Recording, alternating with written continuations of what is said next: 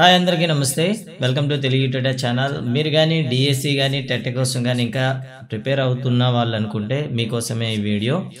అదేవిధంగా ఫ్యూచర్లో డిఎస్సి కానీ టెట్ కానీ నిర్వహిస్తే ప్రభుత్వం ఎటువంటి చర్యలు తీసుకోవచ్చు లేదా ఎటువంటి మార్పులు తీసుకోవచ్చు అనే దాని గురించి మీకు కొన్ని సమాచారం అయితే షేర్ చేసుకుందామంటే వీడియోలో వచ్చాను. సో మీరు కానీ ఫస్ట్ టైం చూస్తుంటే ప్లీజ్ సబ్స్క్రైబ్ చేయండి. అదేవిధంగా బెల్ ఐకాన్లో ఆల్ నోటిఫికేషన్ ఎనేబుల్ చేసుకోండి. అలా చేసుకుంటే తర్వాత వచ్చే వీడియోలు మీకు నోటిఫికేషన్ వస్తూ ఉంటాయి.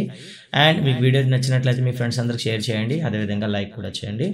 సో ఇప్పుడైతే మనకి రాష్ట్ర ప్రభుత్వం ఎన్ఈపి 2020ని అమలు చేస్తూ కొన్ని విద్యా వ్యవస్థలో సమూలమైన మార్పులు అయితే తీసుకొస్తుంది. అందులో ఒక మార్పులకు సంబంధించిన జీవో అయితే ఇక్కడ మీకు స్క్రీన్పై కనిపిస్తుంది. ఈ జీవోలో ఏముంది అండ్ భవిష్యత్తులో మన విద్యా వ్యవస్థ ఇటువంటి మార్పులు తీసుకురాబోతున్నారు అనే దాని గురించి ఇందులో చెప్పడం జరిగింది. సో ఇప్పుడైతే దీని గురించి ఒకసారి మనం డిస్కస్ చేద్దాం. ఫస్ట్ ఆఫ్ ఆల్ అయితే ఈ జీవో అయితే మీరు స్క్రీన్ పైన డేట్ అయితే చూస్తున్నారు.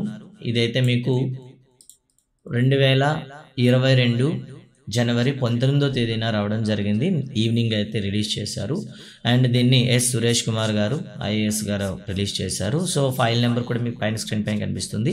సో ఈ జీవోలో ఉండేటటువంటి ముఖ్యమైన సమాచారం ఏమిటి, ఈ జీవో దేన్ని ఉద్దేశించింది అని చూస్తే ఫస్ట్ ఆఫ్ ఆల్ అయితే school education national education policy 2020ని అలాగే స్కూల్ మ్యాపింగ్ చేయడం గురించి and primary UP schools and work adjustment of teacher and instructions issues గురించి అయితే ఇవ్వడం జరిగింది. జనవరి 22వ తేదీ లోపల అంటే వితిన్ 3 డేస్లో అన్ని పరిధిలో ఉండేటటువంటి ఏదైతే 3 కిలోమీటర్ల పరిధిలో ఉండే ప్రైమరీ స్కూల్స్ కానీ యూపీ స్కూల్స్ కానీ హై స్కూల్లో మెర్జ్ చేసేందుకు ఇది రిలీజ్ చేయడం జరిగింది. దీంతోపాటు కొన్ని ప్రత్యేకమైనటువంటి ఇన్స్ట్రక్షన్స్ కూడా ఇందులో ఇవ్వడం జరిగింది. సో కాబట్టి వీడియోని చూడండి. చూసిన తర్వాత మీరు నెక్స్ట్ డిఎస్సి కానీ టెట్ కానీ ప్రిపేర్ అయ్యేటప్పుడు మీరు ఏ విధంగా అయినటువంటి మార్పులు తీసుకోవాల్సి వస్తుంది మీ ప్రిపరేషన్లో అనే దాని గురించి మాట్లాడదాం.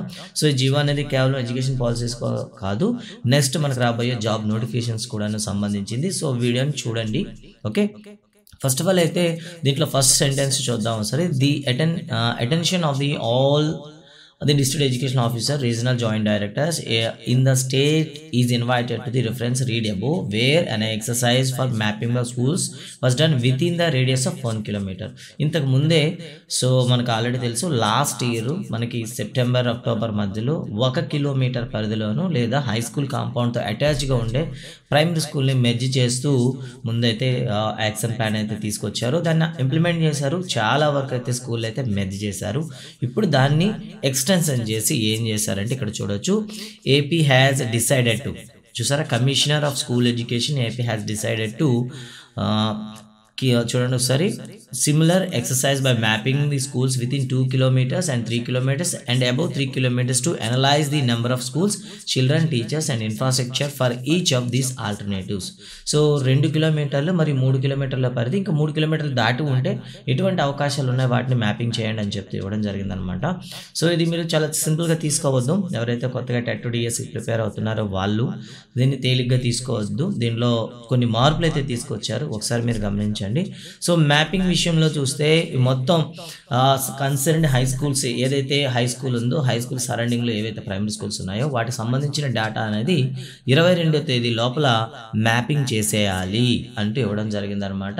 అంటే సహజ అవాంతరాలు లేనటువంటి అంటే మధ్యలో కానీ రైల్వే ట్రాక్ కానీ హైవే కానీ నది కానీ ఇలాంటివి లేనటువంటి ప్లేన్లు ఏవైనా ఉంటే వాటిని ఇమీడియట్గా మ్యాప్ చేసేయాలి అండ్ ఇమీడియట్గా డేటా అప్లోడ్ చేసేయాలని ఆర్డర్స్ అయితే ఇచ్చారనమాట.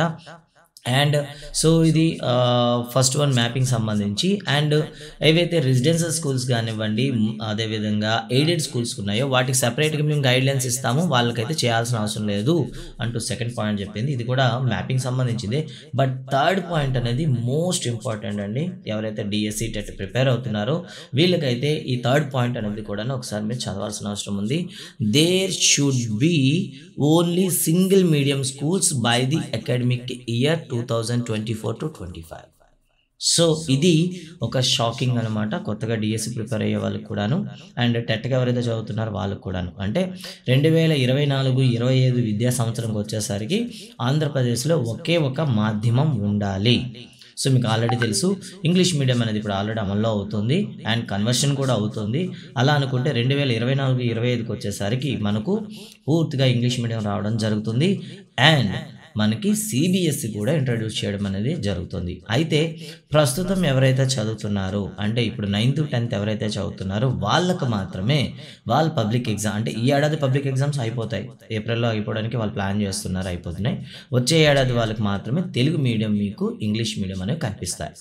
అండ్ నెక్స్ట్ తర్వాత వచ్చేది అంటే ప్రెసెంట్ 8th క్లాస్ ఎవరైతే చదువుతున్నారో అండ్ 8th క్లాస్ కన్నా చిన్న క్లాస్లో ఎవరైతే చదువుతున్నారో వాళ్ళందరికీ కూడా ఇక తెలుగు మీడియం అనేది ఉండబోదు డైరెక్ట్గా చెప్పవచ్చు. అంటే ఇక ఈ జీవో ప్రాప్తికి అయితే మనం ఏం చెప్పొచ్చు, ఇక ఇప్పటి వరకు అంటే 6th 7th ఏదైతే చదువుతున్నారో వాళ్ళకి 9th నుండి ఇక ఇంగ్లీష్ మీడియమే అమలు అవుతుంది. So dual medium will be consider for the children studying in 9th and 10th class for the academic year 2022 and 23. అంటే ఇది 21-22 అకాడమిక్ ఇయర్ అండ్ 22-23 అకాడమిక్ ఇయర్లో మాత్రమే మీకు dual medium Telugu English medium ఉంటుంది. అండ్ వచ్చే అంటే ఆ తర్వాత 2024-25కి వచ్చేసరికి పూర్తిగా మీకు ఇంగ్లీష్ మీడియం మాత్రమే ఉంటుంది అంటూ మనకి జీవో అయితే రిలీజ్ చేయడం జరిగింది. అండ్ దానిపైన యాక్షన్ కూడా తీసుకుంటున్నారు అండ్ దానికి సంబంధించిన ఇంప్లిమెంటేషన్ కూడా స్టార్ట్ అయిపోయింది. అంటే దీన్ని బట్టి మీకు అర్థం అవ్వచ్చు.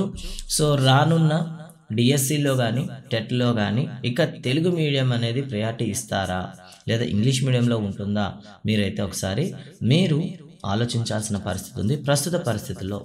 నిజానికి స్కూల్ మ్యాపింగ్ అవుతున్నప్పటికీ నిజానికి మీరు పోస్టులు క్రియేట్ అవుతాయా, డిఎస్సి ఉంటుందా, డిఎస్సి ఉండదా, ఇవన్నీ కూడాను పక్కన పెడదాం. సో మనం డిఎస్సి అనేది ఖచ్చితంగా ఉంటుంది. అంటే ఇప్పుడు 62 సంవత్సరాలు చేస్తారు, ఒక 2 years ఆగుదాం అనుకుందాం. 2 years తర్వాత అయినా డిఎస్సి నోటిఫికేషన్ ఖచ్చితంగా వస్తుంది కదా.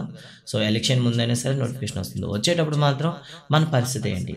సో 2 years అనేసరికి almost all complete Telugu medium అనేది క్లోజ్ అయిపోతుంది.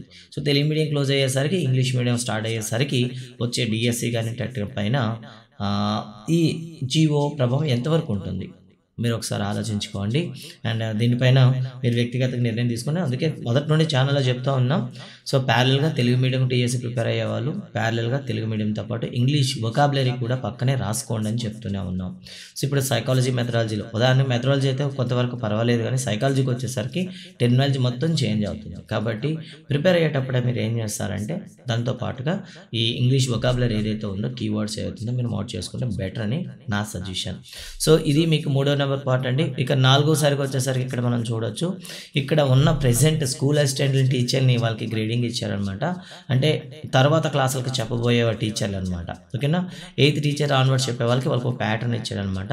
అంటే ఫస్ట్ 7 members ఉంటారు కదా వాళ్ళ టీచర్స్ పోగా, ఇక తర్వాత వాళ్ళని ఇలా కోడింగ్ ఇచ్చారు. ఈ నెంబరింగ్ ప్రకారం ఇచ్చి వాళ్ళకి క్లాసెస్ హ్యాండ్ చేయమని గవర్నమెంట్ అయితే ఇవ్వడం జరిగింది. అంతేకాకుండా మీకు చాలా సందేహాలు ఉన్నాయి. సో ఒకవేళ 3-4 తరగతులను హై స్కూల్లో మెర్జ్ చేస్తే సో హై స్కూల్ ఎస్జిటీలు ఉంటాయా అని చాలామంది అడిగారు. దానికి సంబంధించిన డీటెయిల్స్ ఇక్కడ నోట్లో పెట్టారనమాట. సో ఈ నోట్ కూడా మీరు చదవచ్చు. The distance should be calculate based on the actual route connectivity. చాలామంది సందేహం ఉంది, మనకి ఏం చేశారు, ఒక హై స్కూల్ ఉంది రేడియస్లో తీసుకుంటే కాదండి. సో మనకి రోడ్డు లెంత్ చూస్తారనమాట. చూసారు కదా, should be calculate based on the actual road connectivity and not the straight line or aerial view. కాబట్టి గూగుల్ మ్యాప్స్ కానీ లేకపోతే రేడియస్ అన్నారు కదా అని రేడియస్ క్యాలిక్యులేషన్ చేయరు, రోడ్డు చూస్తారనమాట. రోడ్డు ఓకే, పక్కా రోడ్డు డిస్టెన్స్ని తీసుకొని చేస్తారు. అలా 3 kilometers లోపల ఉండే స్కూల్స్ని మెజర్ చేయబోతున్నారు. అయితే మైనారిటీస్ అయితే కొన్ని ఉన్నాయి. సో మైనారిటీ అంటే ఏంటి, మనకు ఏపీలో ఉర్దూ కానీ ఒడియా కానీ తమిళ్ కానీ కన్నడ కానీ ఇవి మైనారిటీ స్కూల్స్ అంటారు. ఈ మైనారిటీ స్కూల్స్ ఏవైతే ఉన్నాయో సో దానికి దగ్గరలో ఉన్న అంటే చాలామంది అంటారు, ఫర్ ఎగ్జాంపుల్ ఇక్కడ హై స్కూల్ ఉంది, సో ఇది ఇంగ్లీష్ మీడియం హై స్కూల్, పాపం మైనారిటీ వాళ్ళకి ఒరియా మీడియం కావాలి, సరౌండింగ్ లేదు, కానీ ఎక్కడో ఒక దగ్గర వాళ్ళకి ఒరియా మీడియం స్కూల్ ఉంటుంది కదా. సో ఫర్ ఎగ్జాంపుల్ 10 km ఉండొచ్చు, 8 km ఉండొచ్చు, అలాంటి వాటికి మెజి చేసే అవకాశాలు అయితే కనిపిస్తున్నాయి. ఇక్కడ ఈ పాయింట్ మరి చూస్తే మీరు సో అంటే ఒరియా మీడియం ఏదైతే ఉందో minor medium like Urdu Odia చూడండి కీ పాయింట్స్ ఇక్కడ Tamil Kannada medium schools existing schools will be mapped same medium schools. అంటే సరౌండింగ్లో ఏదైనా సేమ్ మీడియం స్కూల్స్ ఉంటే వాటిలో మెర్జ్ చేస్తారు. ఆల్మోస్ట్ ఆల్ ఫైనల్గా తెలిసింది ఏంటంటే సో స్కూల్స్ అనేవి మెర్జ్ అవ్వడం అనేది కంపల్సరీ అనేది మనకు అనిపిస్తుంది. ఇక థర్డ్ పాయింట్ చూస్తే నోట్ చూస్తే if there are more than 1 high school within the same distance 1 or 2 or 3 kilometers ఒకటి కన్నా ఎక్కువ హై స్కూల్స్ ఉంటే సో అక్కడ మంచి ఇన్ఫ్రాస్ట్రక్చర్ ఏ స్కూల్కి ఉంటుందో దానికి మెర్జ్ చేస్తారు చేస్తారనమాట. ఓకేనా, ఇన్ఫ్రాస్ట్రక్చర్ కానీ, టీచింగ్ ఫ్యాకల్టీస్ కానీ, లేదా ప్లేయింగ్ గ్రౌండ్స్ కానీ ఇలాంటివి చెక్ చేస్తారు. ఏది బాగుంటే దాన్ని మెర్జ్ చేస్తారు. అండ్ ఫోర్త్ వన్ చూస్తే అప్గ్రేడేషన్, అంటే సరౌండింగ్లో 4 కిలోమీటర్స్ వరకు మనకు ఏ హై స్కూల్స్ లేకపోతే ప్రైమరీ స్కూల్లో సఫిషియంట్ రోల్ ఉంటే వాడిని యూపీగా కన్వర్ట్ చేయడానికి అవకాశం ఉంది అంటూ ఫోర్త్ నోట్ చేశారండి. ఇక తర్వాత లాస్ట్ వన్ మీరు అడిగారు కదా. సో ఇప్పుడు ఒక రీజన్లో ఒక 8-9 స్కూల్స్ మెర్జ్ అయ్యాయి. సో దాంట్లో ఎస్జిటీస్ మిగిలారు. అక్కడ క్వాలిఫైడ్ వాళ్ళు అంటే బీఈడి చేసిన వాళ్ళు కానీ, ఇక్కడ చూసారా qualified SS LFL HMs SGTs in PS UP shall be considered for the mapping to the existing high schools. అంటే అక్కడ క్వాలిఫై అయినటువంటి స్కూల్ అసిస్టెంట్స్ కానివ్వండి, LFL HMs కానివ్వండి, SGTs కానివ్వండి, వాళ్ళు ప్రైమరీ స్కూల్లో ఉండొచ్చు, యూపీ స్కూల్లో ఉండొచ్చు. సో ప్రైమరీ స్కూల్లో బీఎడ్ చేసిన వాళ్ళు ఉండొచ్చు, అండ్ హై స్కూల్లో వీళ్ళ ఎస్ఎస్ కానీ LFLs కానీ అండ్ హిందీ టీచర్స్ కానీ ఉండొచ్చు. వీళ్ళందరినీ కూడా ఏం చేస్తారంటే ఏ స్కూల్లో అయితే మెర్జ్ చేస్తున్నారో ఆ స్కూల్లో మెర్జ్ చేయడం అనేది జరుగుతుంది అంటూ జీవో రిలీజ్ చేశారు. ఇదంతా కూడాను ఎన్ఈపీ ప్రాప్తికి అయినట్లయితే మనకు డిఎస్సి ఎవరైతే ప్రిపేర్ అవుతున్నారో వాళ్ళకైతే మాత్రం ఇదొక గట్టి సవాల్గానే ఈ ఆర్డర్ అయితే కనిపిస్తుంది. కావున నెక్స్ట్ మీరు ప్రిపరేషన్ చేసేటప్పుడు, నెక్స్ట్ మీరు ప్రిపేర్ అయ్యేటప్పుడు సో ఈ మార్పులను మీరు గమనిస్తూ ఉండండి. ఈ మార్పులకు అనుగుణంగా మీ ప్రిపరేషన్ ప్లాన్ అయితే మార్చండి. అండ్ ఇప్పుడైతే మరి గ్రూప్ 4 అనేది ఆల్టర్నేటివ్ ఉంది అండ్ అందరూ అప్లై చేశారనుకున్నాను, ఎవరైతే డిగ్రీ కంప్లీట్ చేశారో వాళ్ళైతే. అండ్ బెటర్ ఇప్పుడు మీకు నవోదయ విద్యా సంస్థలను ఆర్మీ స్కూల్స్లో కూడా ఇప్పుడు నోటిఫికేషన్స్ అయితే వచ్చాయి. సో బెటర్ ఏపీడిఎస్సికి అని ఆధారపడకుండా సెంట్రల్ స్కూల్స్ కానీ, అంటే మీకు కేవీఎస్ కేంద్రీయ విద్యాలయ సంఘటనలో కానీ, ఆర్మీ స్కూల్స్లో కానీ, నవోదయ స్కూల్స్లో కానీ ఎక్కడ నోటిఫికేషన్ వచ్చినా కూడా సేమ్ మీడియం ఇంగ్లీష్ మీడియమే కాబట్టి సో బెటర్ ఇంగ్లీష్ మీడియంలో ప్రిపేర్ అవుతూ మీరు పక్కనే తెలుగు అనేది ఇప్పుడు మనం ఒక కీ పాయింట్స్గా రాసుకోగలిగితే బెటర్ అనేది నా సజెషన్. సో ఇది ఇన్ఫర్మేషన్ అంటే, సో ఇన్ఫర్మేషన్ బేస్ చేసుకొని మీ ఫ్యూచర్ ప్లాన్ అయితే చేంజ్ చేసుకుంటారని అనుకుంటున్నాను. అండ్ ఈ వీడియో మీకు ఎలా అనిపించింది? మీకు నచ్చినట్లయితే గట్టిగా లైక్ కొట్టండి, షేర్ చేయండి. అండ్ మరిన్ని వీడియోస్ నోటిఫికేషన్ మీకు రావాలనుకోండి సబ్స్క్రైబ్ చేసి ఆల్ నోటిఫికేషన్ ఎనేబుల్ చేసుకోండి. Thank you very much.